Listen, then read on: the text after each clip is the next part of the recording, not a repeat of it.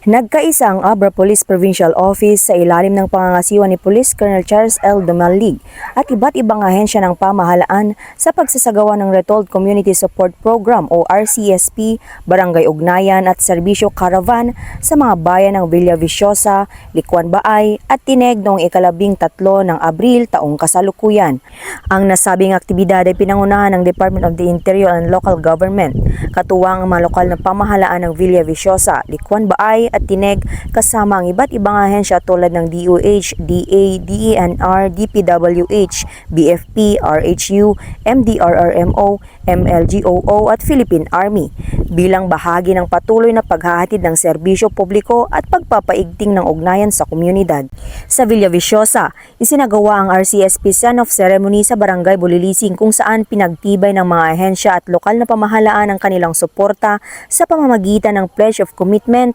bago agad na inilunsad ang field operations para sa mas pinaigting na community engagement. Samantala sa Tineg, patuloy na pinamalas ng Abra PNP ang kanilang dedikasyon sa paglilingkod sa komunidad sa pagkikiisa ng mga tauhan ng Abra PPO sa pangunguna ni Police Major Francisco Oben, Chief Picadu, mga lokal na opisyal kung saan nagatid ng iba't ibang serbisyo tulad ng medical mission at libreng gupit. Sinundan ito ng ugnayan sa barangay na nagsilbing plataporma upang talakayin ang mga pangunahing pangangailangan at prioridad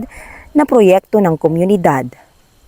Sa bayan ng Licuan Baay, isinagawa ang Barangay Ugnayan Serbisyo Caravan at Barangay Development Planning sa Barangay Bulbulala at Barangay Bunglo kung saan aktibong nagkilahok ang mga residente sa pagpaplano para sa kaunlaran habang direktang nakatanggap ng serbisyong pampubliko. Ang matagumpay na pagsasagawa ng mga programa ay patunay ng matibay na ugnayan ng mga ahensya sa ilalim ng whole of the government approach na naglalayong mailapit ang serbisyo ng pamahalaan, mapalakas ang partisipasyon ng komunidad at maisulong ang kapayapaan at kaunlaran sa mga liblib at malalayong lugar ng probinsya.